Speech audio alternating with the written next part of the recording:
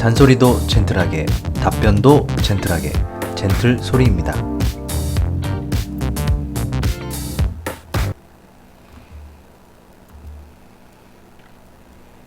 네, 이번에는 뭐 어떤 내용을 말씀드리기보다는 댓글 질문이 하나가 올라왔습니다. 그 댓글의 질문은 뭐냐면, 그 시청자분께서 이 33강 지진파 영상, 제가 만든 지진파에 대한 영상을 보다가 이런 질문을 댓글로 남기셨습니다.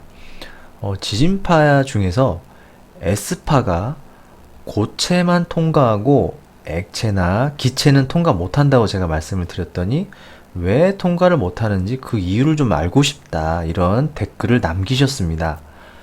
참고로 이 영상을 보시려면 우선은 요 33강 지진파 영상을 보셔야 이 질문이 이해가 되실 수 있으니까, 혹시나 시간이 되신다면 바로 여기를 클릭하셔서 먼저 영상을 보시고 오시면 좋을 것 같습니다.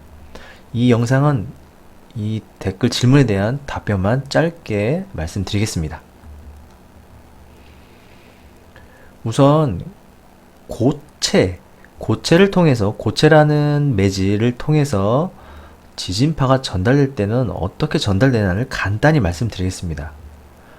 우선은 고체는 이 작은 입자들이 이렇게 거의 이렇게 가깝게 이렇게 모여 있는 구조죠. 그렇죠. 이런 걸 고체라고 하죠. 고체의 특징은 모르시는 분은 없을 테지만 좀 간단히 말씀드리면, 고체들의 물질들은 입자 사이 간격이 좁습니다. 당연하죠. 당연한 거고.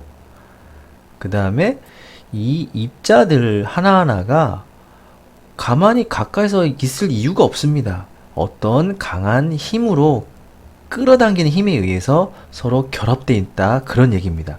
그래서 우리가 고체 물질을 부러뜨리거나 이렇게 쪼개려고 할 때 생각보다 어려운 이유가 이게 강한 인력으로, 인력은 당기는 힘을 인력이라고 합니다. 강한 인력으로 결합되어 있어서 좀 이렇게 끊기가 어렵다는 얘기고요. 그렇기 때문에 이 입자 하나, 예를 들면 요 입자 하나에다가 충격을 주면 이 입자 하나가 탁 튀어나기보다는 이 결합, 전체적인 결합 자체가 잘 깨지지 않습니다. 그렇기 때문에 지진파에 의해서 어떤 파동이 여기 전달이 되면 이 전체가 깨지지 않기 때문에 전체적으로 파동이 전달되기 때문에, 그 파동이 전달된 결과 입자들이 진동하는 현상, 즉 지진파가 전달되는 일이 벌어지는 겁니다. 제가 그래서 좀 사진으로, 지금 이렇게 글로만 말씀드렸으니까 사진으로 간단히 말씀을 드리겠습니다. 우선은 이 수많은 입자들 중에서 여기 제일 위에 있는 입자 하나에다가 제가 충격을 주었다 칩시다. 참고로 S파니까 위에서 빵 하고 충격을 이 입자한테 주었다 칩시다. 그러면 이 입자가 진동을 할 겁니다. 진동을 하는데 당연히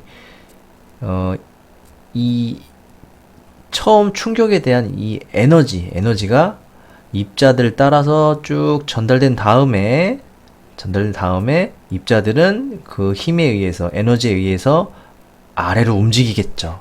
이 줄 전체가 말이죠. 한 줄 전체 입자들이 붙어 있고 힘을 전달받았기 때문에, 다 같이 연결되어 있기 때문에 다 같이 아래로 움직일 겁니다. 그런데 이 와중에 동시에 바로 옆줄에 있는 입자들은 여기 위에 제자리에 그대로 있죠. 이렇게 그대로 있게 된 상태가 되는데, 자, 상상 잘 하셔야 됩니다.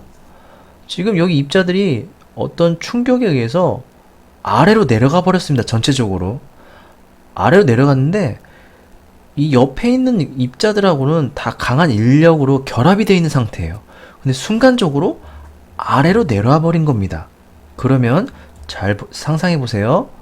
자, 아래로 내려왔더니 요 입자 하나를 보겠습니다. 화살표가 입자를 상상하시고, 입자가 아래로 내려오고 보니까 여기 입자하고 지금 결합돼 있죠. 강한 인력으로. 내려왔더니 연결돼 있어요. 강한 힘으로 연결돼 있다 보니까 이 입자가 느끼는 게 뭐냐면, 입자가 저기 위쪽에서 나를 다시 위로 오라고 당긴다. 그렇게 느끼겠죠. 순간적으로 내려왔지만 이 입자가 요 위에서 당기고 있기 때문에 다시 위로 올라가려고 할 겁니다. 모든 입자들이 마찬가지겠죠? 그럼 위로 하기 때문에 이 입자들이 다시 위로 올라올 겁니다. 하지만 동시에 이 오른쪽 줄의 입자들도 상상해 보겠습니다. 요 위쪽 하나만 말씀을 드릴게요. 자, 이 입자 하나가 가만히 있었는데 순간 내 옆에 있던 입자가 아래로 내려갔습니다. 이 둘은 서로 결합이 돼 있고요. 이번에는 이 오른쪽 입자, 이 알갱이 중심으로 생각을 해보면 얘는 갑자기 얘가 왼쪽에 있는 알갱이가 아래로 나를 당기네? 이라고 상상을 되겠죠. 그러면 강한 인력으로 결합이 되어 있으니까 이 입자들도 이 초록색 입자가 날 당기니까 나도 내려가야겠다. 모든 이 오른쪽의 입자들은 다 그런 상황이 벌어집니다. 그렇기 때문에 오른쪽 입자들은 다 내려오려고 하고 왼쪽의 입자들은 다시 올라가려고 하는 겁니다. 이 강한 인력 때문에. 그래서 동시에 올라가고 내려오고. 그럼 여기 내려왔다면은 다시 세 번째 줄에 또 강한 인력을 결합돼 있으니까 또 올라가고 또 내려오고. 그래서 결국 파동이 전달되는 겁니다. 당연히 이렇게 올라가고 내려오는 모습은 우리가 볼 수 없죠. 알갱이가 너무 작기 때문에 입자가 이런 일들이 아주 순간적으로 벌어진다 그런 얘기입니다. 이해되시나요? 그런데 액체는 좀 다릅니다. 지구상에 가장 흔한 액체가 바로 물이니까 물로 말씀드리겠습니다. 요게 물 입자 하나입니다. 요게 H2O라고 하는데 물 입자 하나고요. 지금 입자 구조가 중요한 게 아니고요. 이 지진파가 중요한 거죠. 자, 입자들이 이렇게 연결되어 있는데 여기 이게 점선으로 보이죠? 점점점점 이게 뭐가 이렇게 결합이 되어 있는 것 같은데 점점점 이 표시가 이게 좀 약한 결합을 뜻합니다. 이게 정확히 말씀드리면 수소 결합인데 그건 중요하지 않고 우선은 이 결합이 약하게 돼 있다. 자, 이런 액체들 특징을 보면 입자 사이 간격이 고체들보다는 넓고요. 그 다음에 고체보다는 인력이 약합니다. 그래서 아까처럼 입자 하나에다 충격을 주면 입자들이 다 따라오는 게 아니고 결합이 잘 깨져버립니다. 그렇기 때문에 파동의 모양으로 에너지가 전달이 되는 거죠. 그래서 파동 전달이 어렵기 때문에 결국 입자 진동이 옆으로 퍼지지 않는다. 이런 말씀입니다. 다시 한번 이 그림으로 한번 말씀을 드리겠습니다. 우선 수많은 건 아니죠. 지금 하나, 둘, 셋, 5개밖에 없는데 그 중에 요 왼쪽 물입자 하나한테 충격을 탕 주었다 칩시다. 그러면 이 물입자는 순간적으로 아래로 내려가려고 하겠죠. 자, 내려가지만 얘 혼자 내려간다 그 얘기입니다. 이 결합이 약하기 때문에 오른쪽 물입자를 끌고 내려오질 못하고 그냥 빠이빠이 하고 끊어져 버리게 돼요. 그래서 얘 혼자 그냥 쭉 내려간 일이 벌어져요. 여기 줄에 있는 건 다 같이 내려가겠지만 이 옆에 있는 오른쪽 줄에 있는 물입자들은 끌고 내려오질 못하겠죠. 그와 동시에 이 왼쪽의 입자들은 다시 위로 가려 하지도 않고요. 결합이 끊어졌는데 못하러 위로 가겠습니까? 그렇기 때문에 파동이 전달이 잘 안 된다. 네.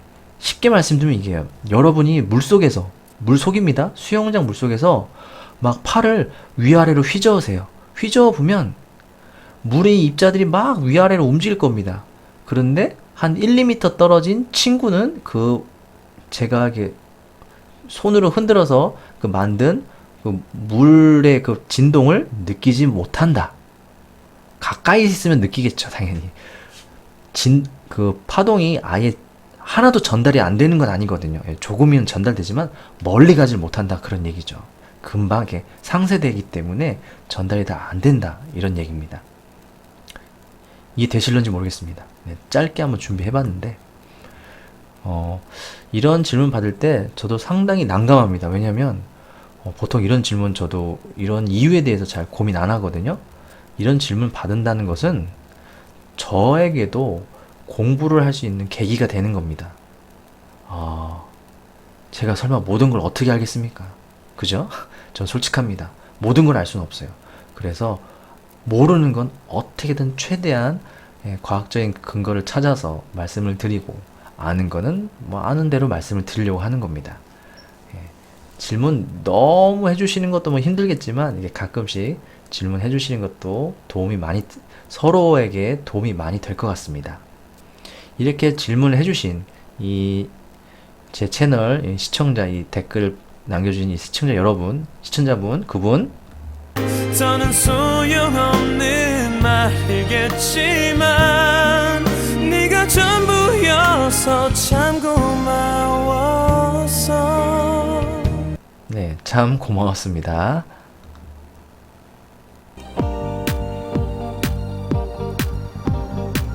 내일도 젠틀하게 여러분과 소통하고 싶습니다. 다음에 만나요.